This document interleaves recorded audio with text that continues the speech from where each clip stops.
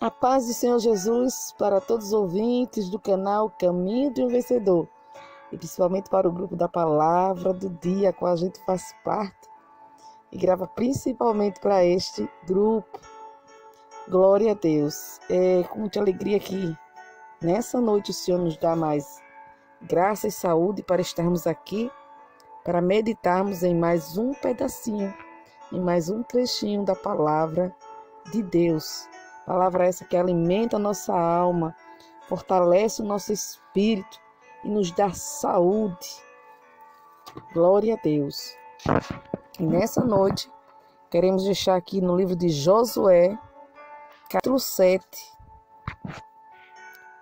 e versículo 1. Vamos pular alguns versículos, que a história é um pouco comprida, mas não podemos ler toda. Capítulo 7 de Josué, que diz, versículo 1: E prevaricaram os filhos de Israel no anátema, porque Acã, filho de Carmi, filho de Zabdi, filho de Zera, da tribo de Judá, tomou do anátema, e a ira do Senhor se acendeu contra os filhos de Israel.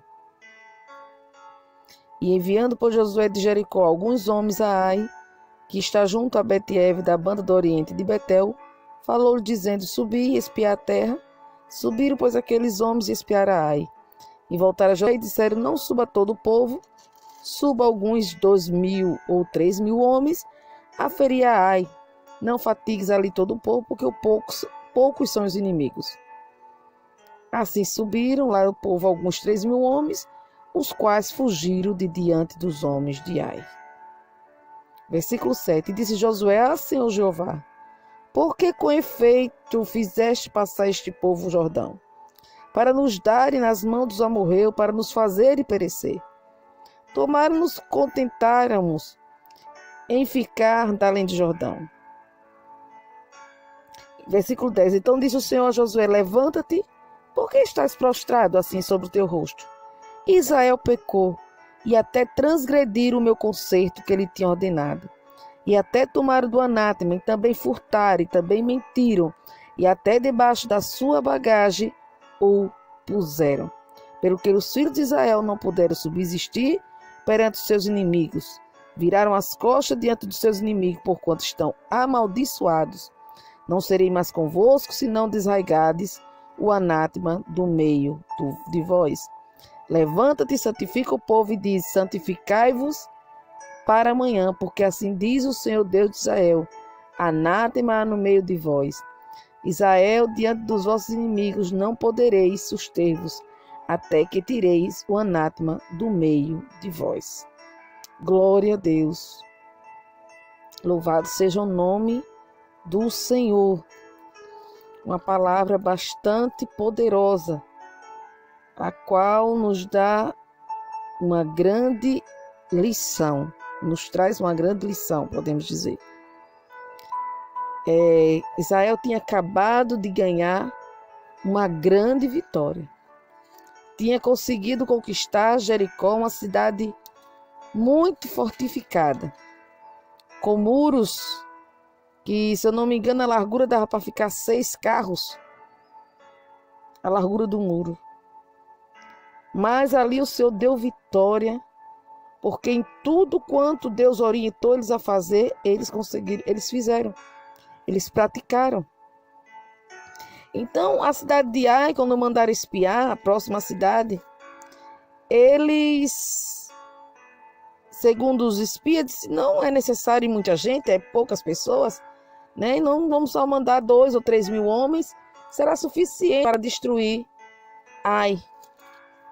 Mas, para a decepção deles, eles voltaram, fugiram diante dos homens de Ai, e até 36 pessoas foram feridas. E ali Josué começa, rasga suas vestes, prostra-se sobre o seu rosto, e perante a arca do Senhor, e que os anciãos, e deita pó sobre suas cabeças, e começa ali a clamar ao Senhor, questionar a Deus, e até querer colocar a culpa em Deus do seu fracasso.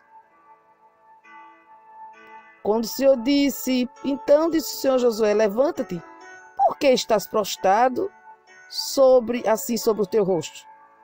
Em outras palavras, por que está reclamando comigo? Por que está se lamentando dessa maneira? Como se ele tivesse a culpa da derrota. E ali Deus mostra a causa da derrota. Israel pecou e até transgrediram o meu concerto que ele tinha ordenado. E até tornaram do anátema e também furtaram e também mentiram e até debaixo da bagagem puseram. E ali Deus mostra a causa do fracasso, da derrota. O interessante, meus amados, meus queridos, é que Deus ele não nos deixa confundido.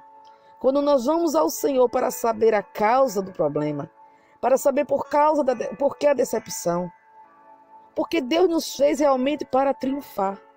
Deus nos chamou para ser vencedores.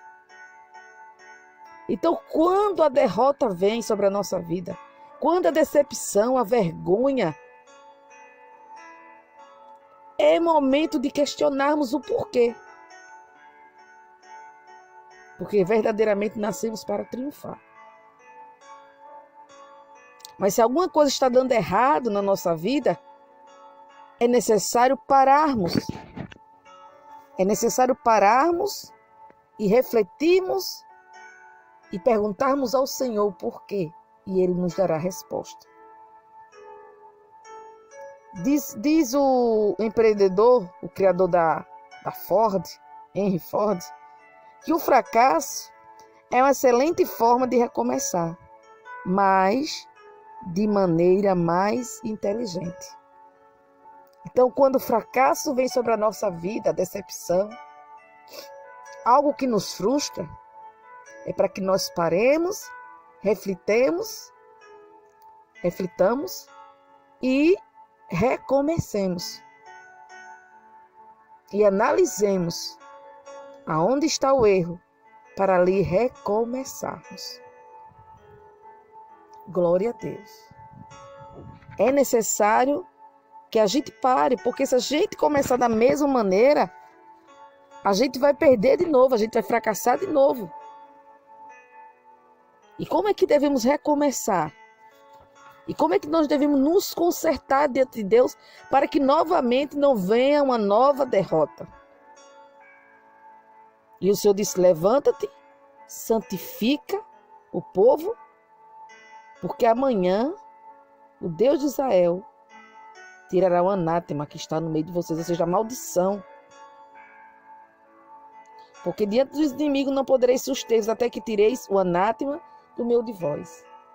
Então, quando as coisas começam a dar errado, não adianta a gente continuar tentando, ou de alguma maneira tentar ver o prejuízo.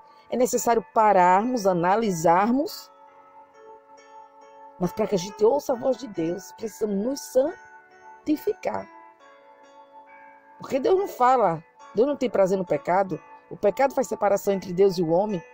Então, há a necessidade de um jejum, há a necessidade da oração, há a necessidade de nos trancarmos no quarto e dizer, Senhor, me mostra onde eu tenho errado. Porque se alguma coisa está dando errado na tua vida, meu amado, alguma coisa está envergonhando, alguma coisa está desviada, é porque alguma coisa há de errado. Josué não sabia o que tinha acontecido, mas o Deus do céu sabe. Ele diz, pelo que os filhos de Israel não poderão subsistir perante seus inimigos. Viraram as costas, porquanto estão amaldiçoados, não serei mais convosco, se não tirares a maldição do meio de vós. Levanta-te e santifica o povo, levanta-te. Toma uma posição que eu vou dar as instruções e eu vou mostrar onde está. Então, se você realmente quer saber onde tem errado, onde está a falha, o porquê, é necessário você descer na presença de Deus. É necessário você tomar uma posição e Deus dos altos céus contemplar o teu coração e ver que realmente você está falando a verdade.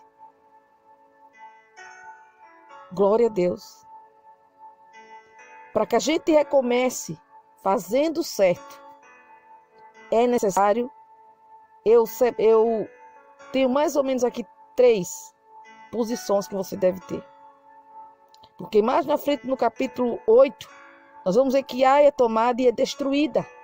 Mas para que Ai seja destruída, para que a revanche venha da sua derrota, é necessário algumas atitudes, algumas ações. E qual foi a primeira? Recomece recebendo o perdão de Deus. Não posso dizer que Acã foi para o inferno, não posso dizer. Mas ele foi obrigado, ele teve que confessar o pecado, porque, na verdade, ele não confessou, Deus o revelou. Porque se ele tivesse realmente se arrependido e não precisasse ter passado por todo o processo de chamar tribo, de chamar família, pessoa por pessoa, que foi a estratégia de Deus, se ele tivesse se apresentado antecipadamente, pedindo misericórdia a Deus, eu não duvido da misericórdia de Deus, porque nosso Deus, ele é misericórdia, eternamente, infinitamente misericordioso. Mas ele precisou passar por todo o processo e ali estava calado para então confessar.